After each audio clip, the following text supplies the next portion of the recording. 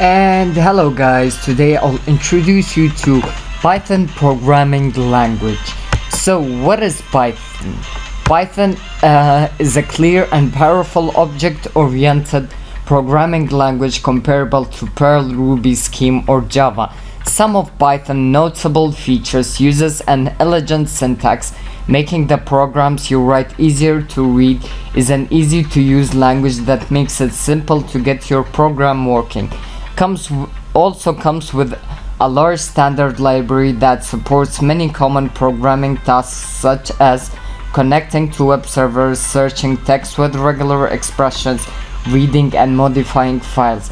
Python's interactive mode makes it easy to test short snippets of code, is easy extended by adding new modules implemented in a compiled language such as C or C++, can also be embedded into an application to provide a programmable interface, runs anywhere including Mac OS, Windows, Linux and Unix, and as we all like, is a free software. Some programming language features of Python are a variety of basic data types are available: numbers, floating points, complex and unlimited length, long integers, strings, both ASCII and Unicode, lists and dictionaries. Python supports object-oriented programming with classes and multiple inheritance. Code can be grouped into modules and packages. The language supports raising and catching exceptions, resulting in cleaner error handling. Data types are strongly and dynamically typed, mixing incompatible types. Example, attempting to add a string and a number, which is something hard, as we all know, causes an exception to be raised, so errors are caught sooner. Python contains advanced programming features such as generators and list comprehensions. Python's automatic memory management frees you from having to manually allocate and free memory in your code. So, how Python is used?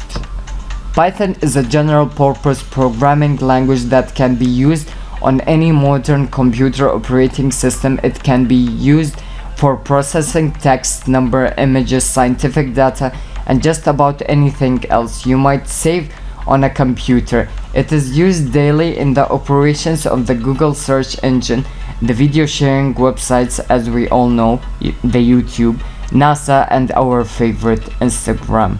These are but a few of the places where Python plays important roles in the success of the business, government, and non-profit organization. There are many others, as we all know. Python is an interpreted language.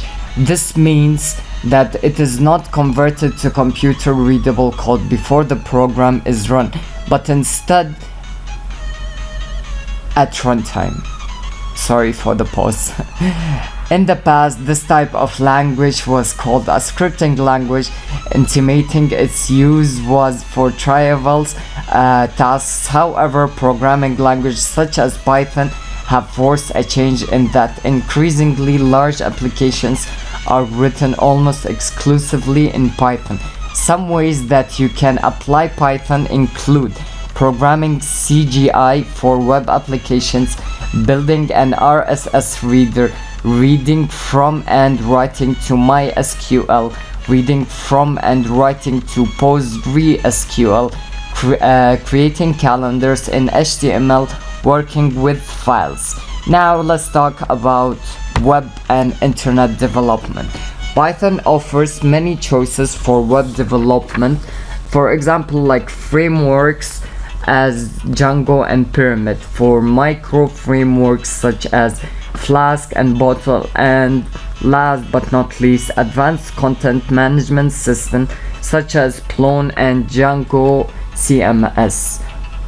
Python standards library supports many internet protocols, for example like HTML and XML, email processing, support for FTP, IMAP, and other internet protocols, easy to use socket interface, and the package index has yet more libraries. Request a powerful HTTP client library, beautiful SOAP, an HTML parser that can handle all sorts of oddball HTML, and also feed parsers for parsing RSS atom feeds. Now let's talk about the scientific and numeric side of Python use. Python is a widely used in scientific and numeric computing, like for example SciPy is a collection of packages for mathematics, science and engineering. Also, as we know, the Pandas is a data analysis and modeling library. IPython is a powerful interactive shell that features easy editing and recording of a work session and supports visualizations and parallel computing. Also, as we have to mention, the software carpentry course teaches basic skills for scientific computing, running boot camps and providing open access teaching materials. Now, of course, the part where we don't like, let's go to education. So in education, let's talk about education, the part where we don't like to study. That's hard, true. Anyways, Python is a super B language for teaching programming both at the introductory level and in more advanced courses. Books such as How to Think Like a Computer Scientist, Python Programming, and Introduction to Computer Science and Practical Programming. The Education Special Interests Group is a good place to discuss teaching issues. So also now we have to discuss the desktop GUIs. Some toolkits that are usable on several platforms are available separately.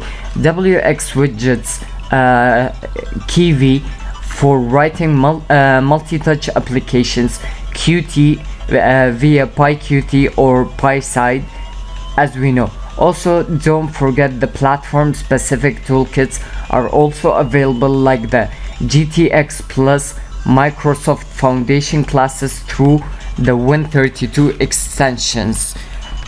I guess now you know everything about Python, and I want to thank you all. Like, subscribe. Goodbye.